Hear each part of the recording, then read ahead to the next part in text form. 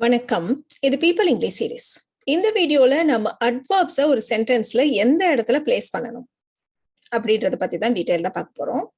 அட்வர்ப்ஸ்ல நிறைய டைப்ஸ் இருக்கு. Adverbs of manner, adverbs of place, adverbs of time, adverbs of frequency, emphasizing adverbs, இந்த மாதிரி நிறைய இருக்கு. ஒரு சில அட்வர்ப்ஸ எங்க போடணும்ன்றதுல ரொம்ப ஈஸியா நம்ம சொல்லிடலாம். ஒரு சில அட்வர்ப்ஸுக்கு தான் அதோட பொசிஷனை கரெக்டா எந்த மாதிரி சென்டென்ஸ்ல எந்த இடத்துல போடணும் அப்படின்றத நம்ம கொஞ்சம் டீடைல்டா பார்க்க வேண்டியது இருக்கு. சோ நம்ம ஃபர்ஸ்ட் ரொம்ப ஈஸியான சில அட்வர்ப்ஸ் எல்லாம் எடுத்துக்கலாம். ஃபர்ஸ்ட் நம்ம பார்க்க போறது அட்வர்ப்ஸ் ஆஃப் பிளேஸ். பொதுவா அட்வர்ப்ஸ்னா என்ன? வேர்பை டிஸ்கிரைப் பண்ணும். ஒரு ஆக்ஷன் எந்த இடத்துல நடக்குது அப்படின்றத சொல்றதுதான் adverbs of place. Everywhere, outside, eastward, westward, இந்த மாதிரி எல்லாம் நம்ம சொல்லுவோம் இல்லையா? இந்த மாதிரி வார்த்தைகள் எல்லாம் நம்ம வந்து அட்வர்ப்ஸ் ஆஃப் பிளேஸ்ன்னு சொல்லுவோம். இதை நம்ம பெரும்பாலும் இல்ல எப்பவுமே ஒரு கிளாஸோடைய கடைசியில யூஸ் பண்ணுவோம். So end of the class ஞாபகம் வச்சுக்கோங்க.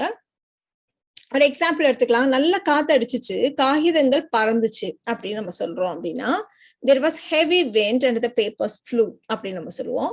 பட் பேப்பர் எங்க பறந்துச்சு? எங்க பார்த்தாலும் பறந்துச்சு அப்படின்னு நம்ம சொல்ல போறோம். ஸோ எங்க பார்த்தாலும் அதுதான் இந்த இடத்துல adverbs of place. So the papers flew everywhere. இந்த அட்வர்பை நம்ம கிளாஸோடைய கடைசியில கொண்டு வந்திருக்கோம். அவ வெளியில உட்கார்ந்துருந்தா. She sat outside. இந்த இடத்துல அவுட்சைட்ன்றது ஒரு அட்வர்ப் ஆஃப் பிளேஸ். அது சென்டென்ஸோடைய கடைசியில கொண்டு வந்திருக்கோம். சில நாவல்ஸ்ல, சில ஸ்டோரிஸ்ல எல்லாம் ஆத்தர்ஸ் வந்து கொஞ்சம் இன்ட்ரெஸ்டிங்கா இருக்கணுங்கிறதுக்காக இதை முன்னாடி கொண்டு வருவாங்க. Outside she satன்ட்டு. பட் நம்ம பேசுறதுக்கு அது சரியா வராது. இந்த மாதிரி பின்னாடி போடணும் அப்படின்றத மட்டும் ஞாபகம் வச்சுக்கோங்க. ஸோ அட்வர்ப்ஸ் ஆஃப் பிளேஸ ஒரு கிளாஸோடைய கடைசியில போடணும். அது மட்டும் ஞாபகம் வச்சுக்கோங்க. அடுத்து நம்ம பார்க்க போறது அட்வர்ப்ஸ் ஆஃப் டைம். இந்த அட்வர்ப்ஸ் ஆஃப் டைமை நம்ம ஒண்ணு ஃப்ரண்ட்ல போடலாம், இல்ல பின்னாடி போடலாம். ஆனா எல்லா அட்வர்ப்ஸ் ஆஃப் டைமையுமே நம்ம முன்னாடி கொண்டு வர முடியாது. சில அட்வர்ப்ஸை வந்து நம்ம 2 வேர்ட் அட்வர்ப்ஸ்ன்னு சொல்லுவோம். Every day, every month, every year, every week, இந்த மாதிரியான வார்த்தைகள். இதையெல்லாம் நம்ம முன்னாடி வேணா கொண்டு வரலாம், பின்னாடி வேணா கொண்டு வரலாம். அடுத்தது வந்து ஒரு எக்ஸெப்ஷன் நவ். இதையும் நம்ம முன்னாடி வேணா கொண்டு வரலாம், பின்னாடி வேணா கொண்டு வரலாம். இதெல்லாம் நீங்க முன்னாடி கொண்டு வரதா இருந்தா நம்ம வந்து அந்த வார்த்தைக்கு அப்புறம் ஒரு கமா போட்டுட்டு அந்த சென்டென்ஸை கண்டினியூ பண்ணணும் ரிட்டர்ன்ல. சோ நான் இப்ப ஒரு புக் படிக்க போறேன் அப்படின்றத now I am going to read a book இப்படி வேணா சொல்லலாம். இல்ல I am going to read a book now அப்படின்னு வேணாலும் சொல்லலாம். நான் தினமும் இங்கிலீஷ் கத்துக்கிறேன். I study English every day. இல்லைன்னா every day I study English அப்படி கூட நம்ம சொல்லலாம். பட் சில வார்த்தைகள், அதாவது சில அட்வர்ப்ஸ் ஆஃப் டைம், அதாவது சிங்கிள் வேர்ட் அட்வர்ப்ஸ்ன்னு சொல்லுவோம்.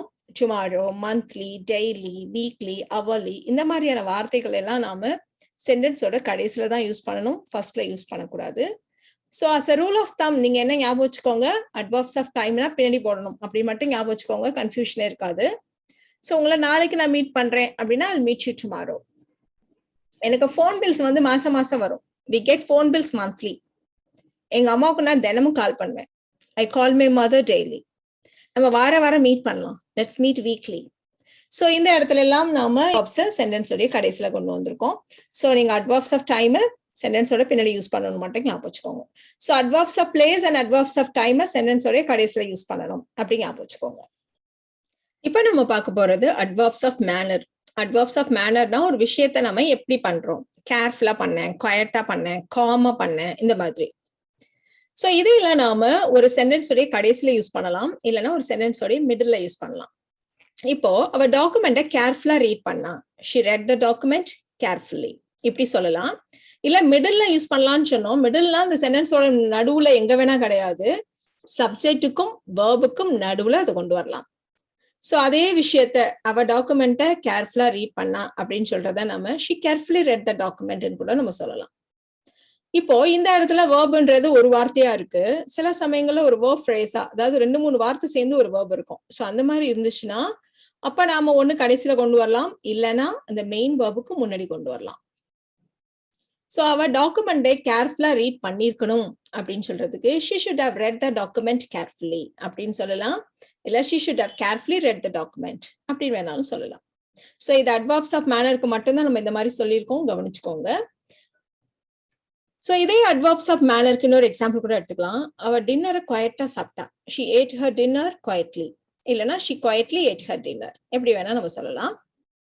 சோ இதே அட்வர்ப்ஸ் ஆஃப் மேனர்ல சில வார்த்தைகள் இருக்கு. அதாவது அந்த வார்த்தைகள் வந்து ly எண்டிங் அந்த வார்த்தைகளுக்கு இருக்காது. அந்த மாதிரியான வார்த்தைகளை எல்லாம் நம்ம கண்டிப்பா சென்டென்ஸோட கடைசியில மட்டும்தான் யூஸ் பண்ணணும், நடுவுல கொண்டு போக கூடாது. இப்ப அந்த மாதிரி சில எக்ஸாம்பிள்ஸ் தான் எடுத்துக்க போறோம்.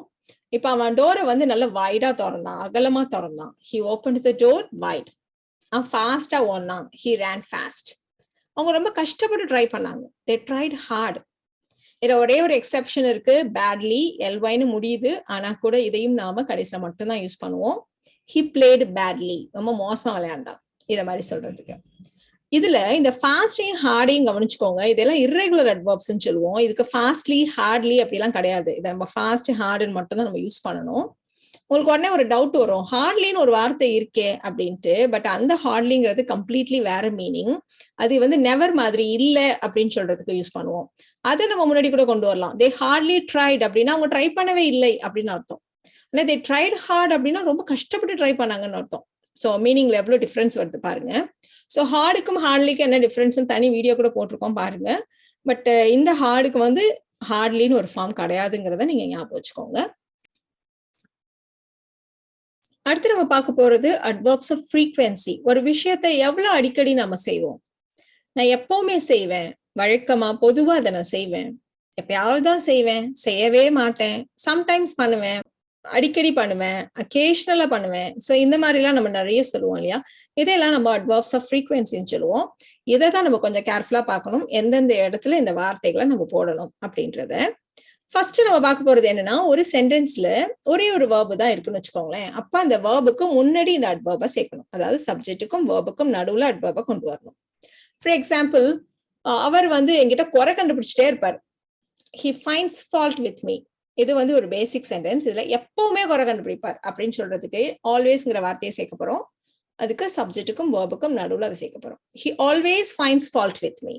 He always finds fault with me. அடுத்தது, நாங்க ஞாயிற்றுக்கிழமை வெளியில சாப்பிடுவோம். We eat out on Sunday. இப்போ பொதுவா வழக்கமா நாங்க வந்து ஞாயிற்றுக்கிழமை வெளியில தான் சாப்பிடுவோம். ஸோ யூஷுவலிங்கிற வார்த்தையை சேர்க்க போறோம். ஸோ வீக்கும் ஈட்டுக்கும் நடுவுல நம்ம யூஷுவலிங்கிற வார்த்தையை சேர்க்கலாம். We usually eat out on Sunday. இப்போ ஒருவேளை ஒரு வேர்ப் இருக்குன்னு சொன்னோம் இல்லையா, அந்த வேர்ப் ஒருவேளை பி வேர்பா இருந்துச்சுன்னா அப்போ நாம அந்த பி வேர்புக்கு அப்புறம் அட்வர்பா சேர்க்கணும். ஸோ ஒரு மெயின் வேர்ப் இருந்ததுன்னா அந்த மெயின் வேர்புக்கு முன்னாடி அட்வர்பா சேர்த்தோம். ஒருவேளை பி வேர்ப் தான் இருக்கு அப்படின்னா அந்த பி வேர்புக்கு அப்புறம் அட்வர்பா சேர்க்கணும். இப்போ அவ எப்பவுமே டிவி பார்த்துட்டு இருப்பா. She is always watching TV. இதுல பாத்தீங்களா, அந்த இஸ்ன்ற பி வேர்புக்கு அப்புறம் நம்ம ஆல்வேஸ் யூஸ் பண்ணிருப்போம். ஸோ பி வேர்ப்ன்றது என்னன்னா இஸ், வாஸ், ஆம், ஆர், வேர் இந்த மாதிரியான வார்த்தைகள். இல்ல பிங்கிற வார்த்தையை கூட இருக்கலாம். ஸோ அந்த மாதிரிலாம் இருந்துச்சுன்னா அதுக்கப்புறம் நம்ம இந்த அட்வர்ப் ஆஃப் ஃப்ரீக்வென்சியை நம்ம சேர்க்கணும். இப்போ அவ எப்பவுமே கரெக்டா தான் சொல்லுவா. She is always right. அவனுக்கு சில சமயம் உடம்பு சரியில்லாம இருக்கும். She is sometimes sick. She is sometimes sick. So இந்த மாதிரி நம்ம பி வேர்புக்கு அப்புறம் நம்ம அட்வர்ப் ஆஃப் ஃப்ரீக்வென்சியை கொண்டு வரணும். ஸோ பி வேர்புக்கு அப்புறம் அட்வர்ப் ஆஃப் ஃப்ரீக்வென்சி வரும்னு சொன்னோம். சில இடங்கள்ல, அதாவது சில சமயங்கள்ல நம்ம கொஸ்டினுக்கு வந்து ஷார்ட்டா ஆன்சர் பண்ணுவோம். அந்த மாதிரி சில எக்ஸாம்பிள்ஸ் பார்க்கலாம். அதுல மட்டும் ஒரு சில டிஃபரன்சஸ் இருக்கு. இப்போ அவ ரொம்ப பங்க்சுவலா, கரெக்டா எல்லாம் பண்ணிடுவாளா, கரெக்டா நேரத்துக்கு பண்ணிடுவாளா, இஸ் ஷி பங்க்சுவல் அப்படின்னு கேட்டா நம்ம ரெண்டு விதமா ஆன்சர் பண்ணலாம். ஒன்னு ஷார்ட்டா, எஸ் ஷி இஸ் அப்படின்னு நம்ம சொல்லலாம். இல்லைன்னா லென்த்தியா, எஸ் ஷி இஸ் பங்க்சுவல் அப்படின்னு நம்ம சொல்லலாம். ஸோ இந்த மாதிரி ஃபுல்லா சொல்றப்போ எஸ் ஷி இஸ் பங்க்சுவல் அப்படின்னு சொல்றப்போ நம்ம இந்த ஆல்வேஸ வழக்கம் போல பி வேர்புக்கு அப்புறம் கொண்டு வந்திருக்கோம். Yes she is always punctual அப்படின்னு நம்ம சொல்லியிருக்கோம். பட் ஷார்ட்டா yes she is, no she is not அந்த மாதிரிலாம் சொல்றப்போ நாம இந்த ஆல்வேஸ இஸ்ஸுக்கு முன்னாடி கொண்டு வரணும். எஸ் ஷி ஆல்வேஸ் இஸ் அந்த மாதிரி சொல்லணும். இல்ல எப்பவுமே செய்ய மாட்டா அப்படின்னா நம்ம நெவர்னு சொல்லிடுவோம் இல்லையா. So no she never is, no she never is. இல்ல ஒருவேளை லென்த்தியா சொல்றதா இருந்தா no she is never punctual அப்படி நம்ம சொல்லுவோம். ஸோ இதுதான் அந்த டிஃபரன்ஸ். இதை மட்டும் பார்த்துக்கோங்க. இந்த மாதிரி ஷார்ட் ஆன்சர்ல நம்ம பி வேர்புக்கு முன்னாடி சேர்க்கணும். அடுத்து நம்ம பார்க்க போறது, ஒரே ஒரு வார்த்தை உள்ள வேர்ப்ல நம்ம சப்ஜெக்ட்டுக்கும் வேர்புக்கும் நடுவுல கொண்டு வந்துட்டோம். இப்ப நம்ம வேர்ப் ஃப்ரேஸ். வேர்ப் ஃப்ரேஸ்ங்கிறப்போ ஒரு வேர்ப்ல நிறைய வார்த்தைகள், மோர் தென் ஒன் வேர்ட் இருக்கு அப்படின்னா அப்ப நாம ஒரு helping verb, auxiliary verb, model verb எல்லாம் சொல்லுவோம் இல்லையா. அந்த ஃபர்ஸ்ட் பார்ட்டுக்கு அப்புறம் நம்ம அட்வர்பை கொண்டு வரணும். இப்போ நான் தியேட்டர்ல படம் பாக்குறது இல்ல, எப்பவுமே பாக்குறது இல்ல. I don't watch movie in the theatre. இப்போ இதுல நான் வழக்கமா தியேட்டர்ல படம் பாக்குறது இல்ல அப்படின்னு நம்ம சொல்ல போறோம். ஸோ யூஷுவலிங்கிற வார்த்தையை கொண்டு வர போறோம். ஸோ இதுல ரெண்டு வார்த்தை இருக்கு இல்லையா அந்த வேர்ப்ல. இல்ல ஃபர்ஸ்ட் பார்ட்டுக்கு அப்புறமா நாம adverb கொண்டு வர போறோம். So I don't usually watch movies in the theater. I don't usually watch movies in the theater. அவ மனச மாத்திக்கிற மாதிரி மனச மாத்திக்கோ அப்படின்னு சொல்லி அவளை யாரும் வற்புறுத்தல. She has never been forced to change her mind. She has never been forced to change her mind. So எப்பவுமே இல்ல, யாரும் பண்ணல, எப்பவும் பண்ணல. So அப்படின்றதுனால நெவர்ங்கிற வார்த்தையை சேர்த்திருக்கோம். இல்ல has been forced என்ற இந்த லென்த்தியான இந்த verb phrase-ல நம்ம ஃபர்ஸ்ட் பார்ட்டுக்கு அப்புறம் நெவர்ங்கிற வார்த்தையை சேர்த்திருக்கோம். அதை கவனிச்சுக்கோங்க. இதுல நம்ம ஒரு முக்கியமான விஷயத்தை தெரிஞ்சுக்கணும். இந்த have அப்படின்றத நம்ம வந்து ஆக்சிலரி verb-ஆவும் யூஸ் பண்ணுவோம், மெயின் verb-ஆவும் யூஸ் பண்ணுவோம் இல்லையா? இப்ப ஃபர்ஸ்ட் எக்ஸாம்பிள்ல பாருங்களேன். நான் வந்து எப்பவுமே மும்பை போனதே இல்லை. I have never visited Mumbai. இதுல ஹாவ்ங்கிறது ஆக்சிலரி verb-ஆ வந்திருக்கு. ஸோ அப்ப நம்ம இந்த ஃபர்ஸ்ட் பார்ட்டுக்கு அப்புறம் நெவரை சேர்த்திருக்கோம். இப்போ என்கிட்ட ஒரு பிளான் இருக்கு அப்படின்னா ஐ ஹாவ் அ பிளான்னு சொல்லுவோம். எப்பவுமே என்கிட்ட ஒரு பிளான் இருக்கு அப்படின்னா ஆல்வேஸ்ங்கிற வார்த்தையை சேர்க்கணும். இதுல ஹாவ்ன்றது மெயின் verb இல்லையா? சோ இது மெயின் verb-ஆ வர்றப்போ இதுக்கு முன்னாடி அதை சேர்க்கணும். அதுதான் ஞாபகம் வச்சுக்கணும். சோ ஆக்சிலரி verb-னா அதுக்கு அப்புறம் சேர்க்கணும். மெயின் verb-னா இதுக்கும் போல சப்ஜெக்ட்டுக்கும் verb-க்கும் நடுவுல அது வந்துடும். I always have a plan. I always have a plan. இன்னொரு எக்ஸாம்பிள் கூட பார்க்கலாம். நாம சந்திச்சிருக்கவே கூடாது. We shouldn't have met.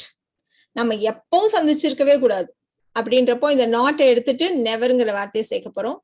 ஏன்னா நெவர்னாலே நெகட்டிவ் மீனிங் தான். சோ அதனால ஃபர்ஸ்ட் பார்ட்டுக்கு அப்புறம் சேர்க்க போறோம். We should never have met. அவ்வளவுதான்.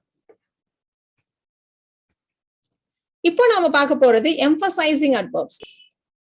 emphasizing adverbsனா பொதுவா adjectivesக்கு முன்னாடி வரும். காமனா நம்ம யூஸ் பண்ற வார்த்தைகள் பார்த்தோம்னா very, really, extremely, terribly, quiet, pretty, almost இந்த மாதிரி வார்த்தைகள் நம்ம adjectivesக்கு முன்னாடி தான் யூஸ் பண்ணுவோம். இப்ப பாருங்களேன், இந்த லெசன் ரொம்ப easy. This lesson is easy. இதே விஷயத்த நம்ம எம்பசைஸ் பண்றதுக்கு this lesson is pretty easy அப்படின்னு கூட நம்ம சொல்லுவோம். அவன் ரொம்ப நர்வஸா இருக்கான். He is quite nervous. அவன் ரொம்ப அப்செட்டா இருக்கா. She is terribly upset. So இந்த அட்ஜெக்டிவ் முன்னாடி எல்லாம் நாம இந்த மாதிரி அட்வர்ப்ஸை கொண்டு வரோம் பாருங்க. சோ ஏன்னா இதெல்லாம் வந்து இந்த அட்ஜெக்டிவ்ஸை எம்பசைஸ் பண்றதுக்காக யூஸ் பண்றது. சோ அதனால கரெக்டா இந்த அட்ஜெக்டிவ் முன்னாடி இந்த அட்வர்ப்ஸை நம்ம போடணும். சோ இந்த வீடியோல நாம அட்வர்ப்ஸை எந்த இடத்துல எப்படி கரெக்டா போடணும் அப்படின்றத தெரிஞ்சுக்கிட்டோம். இந்த வீடியோ உங்களுக்கு யூஸ்ஃபுல்லா இருக்கும்னு நினைக்கிறேன். Thank you so much.